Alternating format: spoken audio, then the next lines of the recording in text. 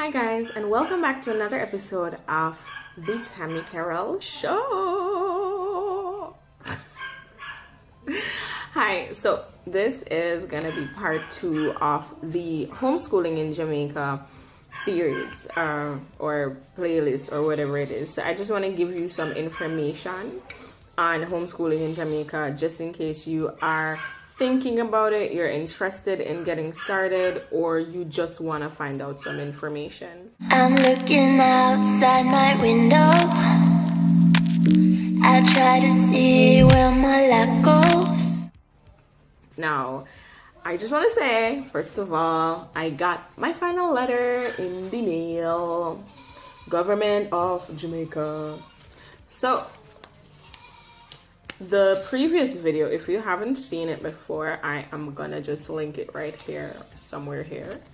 It talked about, how to get started with homeschooling in Jamaica, how to get registered as a homeschooler, the process, the application form and details, and who you need to get stuff signed by. So I did all of that. I did the virtual interview. I showcased my homeschool space. They spoke to my sons, and now we got, and if you remember from the other video, I mentioned that each child needs a separate document. So I got my 2 letters and I'm so happy. So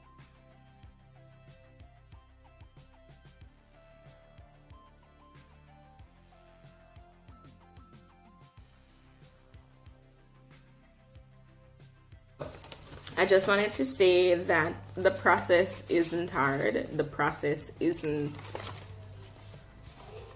It can get frustrating, the signing part and getting documents done or whatever. Apart from that, there is no frustration. It's a pretty seamless process. They keep you in the loop. I get email updates. A lot of people are asking how I get the curriculum. That's on the Ministry of Education's website. And so this episode will be about social interaction, curriculum, things that I've done to change it up, switch it up, and make it more fun. So, welcome. Firstly, I want to talk about our timeline. Now, for the application process, it had a timetable section where you were supposed to input your timetable, exactly how you plan to school and so. No, it's not as strict as they make it seem in terms of the reason you're homeschooling is for flexibility, so that timetable is flexible. For me and my boys, realized that later on in the day, like 10:30, they're most productive, and so we have 3 hours of class starting from there. There are days when we have little breaks in between, have a snack or something to eat, and then there are days when we just work the 3 hours straight through. So what we do on a typical day, or first how we get there. So basically I use the Trello website or app, Trello. I'll link it here as well. What it does, it's helped me to schedule. So on a Saturday or a Friday evening, I will go through and I'll look at the curriculum if I'm doing like the big one over the next couple of weeks. The first thing I did was I went through the curriculum. I picked out for the first 6 weeks, that's how I started. For the first 6 weeks, I basically picked out the stuff that they were supposed to do based off the curriculum. Then I put things that I wanted them to learn, and I melded them together. I used Trello.com to make like a listing, so it's like a scheduling app. So Monday, Tuesday, Wednesday, math, English, whatever. I break it down in subjects, and I'm gonna see if I can add it here. I break it down in subjects and basically have it where the boys can see it from their email as well, what to expect, what they're going to be doing, and it works well. What also works for me is having like a little diary. If I can't get to type it up or whatever, I just write it down, and then at the end of the week I'll go through and type it up to make sure that I have that record, because you will need to have a record, like a stable record in a safe location where when asked by the ministry you can provide it to them, because it's a legal requirement. They need to ensure that your child is still learning during this time. So that app comes in pretty handy, Trello, Trello. And the next thing, most importantly, what works for me is worksheets. So I use live worksheets. Yes, there are some pretty awesome worksheets there. But what I mainly use and what I love is education.com. So it's this education website. It's mainly for homeschoolers, I'd say, because it gives you the ability to set assessments, put assignments, put like a level that you want them to get to, assign tasks, assign works, their games, their worksheets, their whole workbook. So yeah, education.com is a pretty awesome website. I mean, the kids love it. It is filled with just so much learning stuff that is also so fun. Everything is just so awesome there, and they enjoy it daily. I am yet to do the premium subscription, so I'll be doing that next. You know, the only thing I say I would need, like if you have education.com and you're a homeschooler, apart from that website or that subscription, the only thing that you would need is a printer, because it's everything is there. And for, you know, like different things, I haven't particularly bought all the textbooks that are on the book list, because we're going away from those things. Eventually I want to go into doing a Montessori curriculum.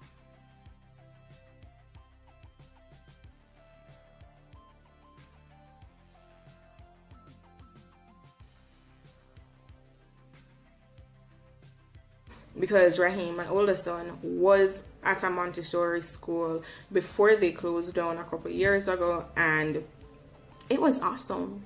Like, it was awesome. And it opened my eyes to new ways of parenting, new ways of teaching, new ways of learning. And so I think that is the way for my entire family to go. So I haven't been there yet. You know, I was very short notice in completing my homeschooling application, and so I opted, or we as a family opted, to use the government's curriculum until, you know, the next term or sometime next year, when we are able to go through creating a new one and having that update made. But for right now, what we do is use education.com to supplement the things that we want them to learn additionally. You know, those wider knowledge. What I really love about it is it has worksheets for mindfulness, for, you know, like advanced science. It goes up to, I think, 7th grade for the curriculum on education.com. And so there are other things that you can use on the internet. I mean, the internet is such a vast, wide place. Gone are the days when we have to struggle to find information and you have to spend how much money buying textbooks and things like that. Right now, once you do just like a small amount of research, you can get information to supplement that lesson plan, to supplement that curriculum.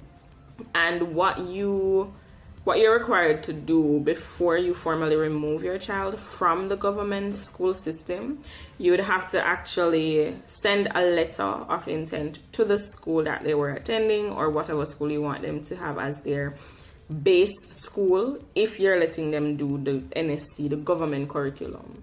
So with that school now, if you build a good relationship with the teacher of the grade or even the principal, you'll be able to get advice, resources, and information when needed.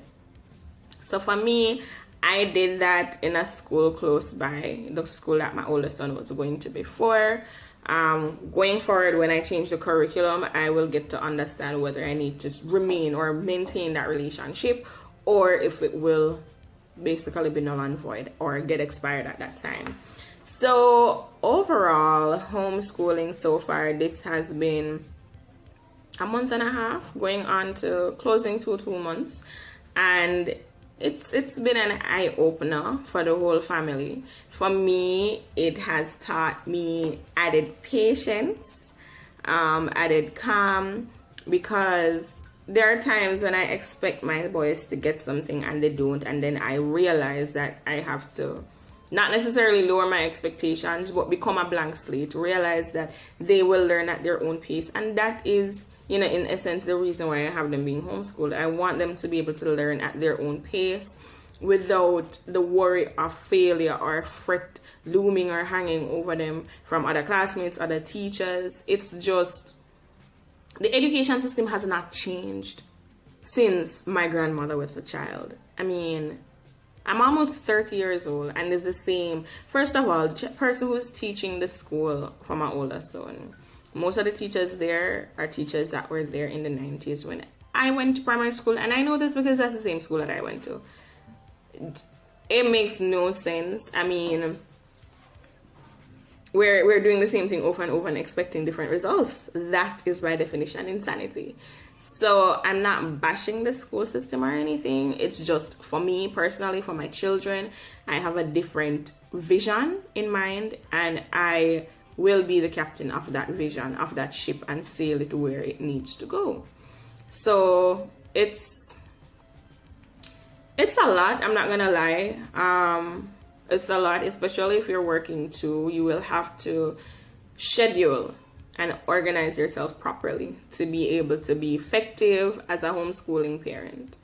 I mentioned Trello before. That app is super great to help you stay focused on the tasks that you have to do. You can share it with someone and they have access to it to see your updates. You know, if you want an accountability partner, if you need to share that information with someone. If you're co-parenting, it's a really great tool because the other parent can have access to it once you set it up that way. Also, it's education.com. They can go in and see the information. And to be honest, I'm so excited for the rest of this homeschooling journey. My boy seems super excited as well. And, you know, if I have shared anything of value for you, or insight, anything that will help you on your own journey, please feel free to like that button and hit the subscribe button so you can keep updated of my next videos. I will be sharing some clips of their different social interactions, different outings that they go on, different things and changes and additions that we do to the curriculum. It's been really fun so far. Both my boys say they don't want to ever go back to regular school. They want me to teach them forever. Let's see how that goes. Thanks again for watching, guys. This has been The Tammy Carroll Show, and this is Tammy. Follow me on Instagram at The Tamika Carroll. Check out my podcast, High Talks with Tammy, and visit my website, transformingwithtammy.com. Thanks again. Bye, guys.